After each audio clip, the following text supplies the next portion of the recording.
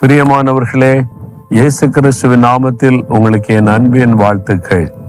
இந்த இடம் Niagara old fort என்று அழைக்கப்படுகிற ஒரு இடம். அதாவது நயகரா பழைய கோட்டை என்று அழைக்கப்படுகிற ஒரு இடம். இது சுற்றிலும் பல இடத்துல சில பழைய காலத்து கட்டடங்கள், கோட்டை சுவர்கள் இருக்கிறது. இது ஒரு யுத்தம் நடைபெற்ற ஒரு இடம். ஒரு காலத்துல இது பிரெஞ்சு அதிகாரத்தின் கீழே இருந்தது. அதன் பிறகு அவர்களோடு யுத்தம் பண்ணி பிரிட்டிஷார் இதை தங்களுக்கு சொந்தமாக்கி கொண்டாங்க.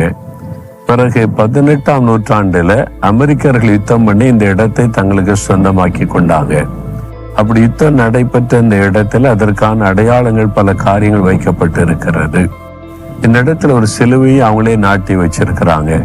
பின்னால பாத்தீங்களா, ஒரு பெரிய கடல் மாதிரி தெரியுதுல்ல. இது என்ன கடல் நினைக்கிறீங்களா? இது கடல் அல்ல, பெரிய ஒரு ஏரி. ஒன்டாரியோ ஏரி என்பது கடல் மாதிரி மிகப்பெரிய ஏரி. கண்ணு கட்டின தூரம் வரைக்கும் வெறும் தண்ணீர் தான். இந்த பக்கம் அமெரிக்கா தேசம், இதனுடைய அடுத்த பகுதியில கனடா தேசம். ரெண்டு தேசத்தை இணைக்கிற ஒரு பெரிய ஏரி இது. அங்க நின்று கொண்டு உங்களோட பேசுகிறது எனக்கு அதிக சந்தோஷம். அதுவும் இந்த நாளில ஆண்டவர் இயேசு ஒரு வார்த்தை சொல்லுகிறார். மத்தேயு 6ஆம் அதிகாரம் 33ஆம் வசனத்துல, முதலாவது தேவனுடைய ராஜ்யத்தையும் தேவ நீதியையும் தேடுங்கள், அப்பொழுது இவைகள் எல்லாம் உங்களுக்கு கூட கொடுக்கப்படும். உங்களுக்கு ஏதோ ஒரு தேவை இருக்குது. பண தேவையா இருக்கலாம், சுகம் தேவையா இருக்கலாம், ஒரு இடம் தேவையா இருக்கலாம், ஏதோ ஒரு காரியம் இருக்கிறது. உலகத்துல நீங்கள் வாழ்வதற்கு அவசியமான ஒரு காரியம், தங்குவதற்கு இடம், ஒரு நல்ல வேலை அல்லது தொழில், இப்படி பல காரியம் இருக்கிறது. உடுத்துறதுக்கு உடை வேணும், சாப்பிடுவதற்கு உணவு வேண்டும், இப்படி நம்முடைய அன்றாட தேவைகள் உண்டு. இதை குறித்து நிறைய நம்ம கவலைப்பட்டு கலங்குகிறோம். ஆண்டவர் சொல்றாரு, இதை பற்றி கவலைப்படாதங்க.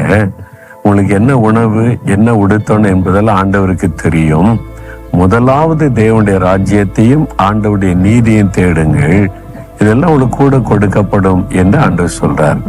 இதெல்லாம் உங்களுக்கு அருளப்படும். நீங்க என்ன தேவையில் இருக்கிறீங்களோ உங்களுக்கு அருளப்படும்.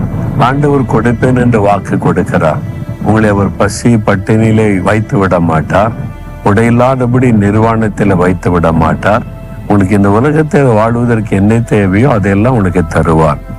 ஆனால் அதை நீங்க பெற்றுக்கொள்ள வேண்டுமானால் முதலாவது தேவனையும் அவருடைய நீதியும் தேடணும். தேவனுடைய ராஜ்யம் அப்படின்னா தேவனுடைய ஆளுகை, நமக்குள்ள அவருடைய ஆளுகை வரணும்.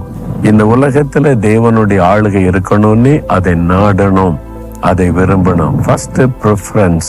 நீங்க எதுக்கு முதலிடம் கொடுக்கறீங்க? சிலர் தங்களுடைய உழைப்புக்கு முதலிடம் கொடுப்பாங்க. சிலர் தங்களுடைய வியாபாரத்துக்கு முதலிடம் கொடுப்பாங்க.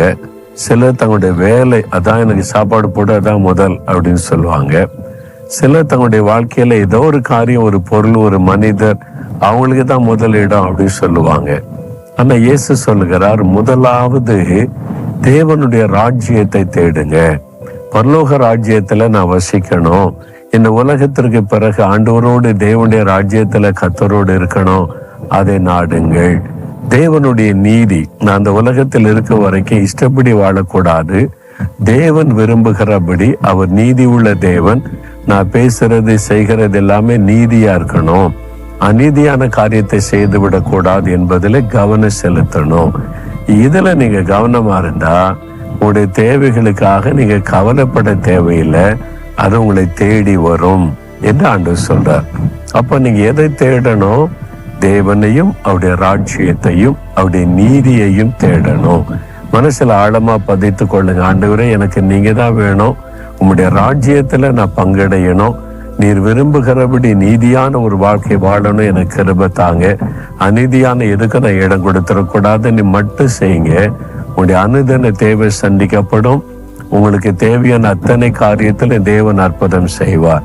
அவ்வளவுதான், கவலைப்படாதுங்க. ஆண்டவரை பார்த்து சொல்லுங்க, ஆண்டவரே, முதலாவது நீர் தான் எனக்கு வேணும். உங்களுடைய ராஜ்யம் எனக்குள்ள வரணும். நான் மரணத்திற்கு பிறகு உம்முடைய ராஜ்யத்துல பங்கடையணும். நான் நீதி உள்ளவனாக உம்மை போல நான் வாழ என்னை ஒப்பு கொடுக்கிறேன்.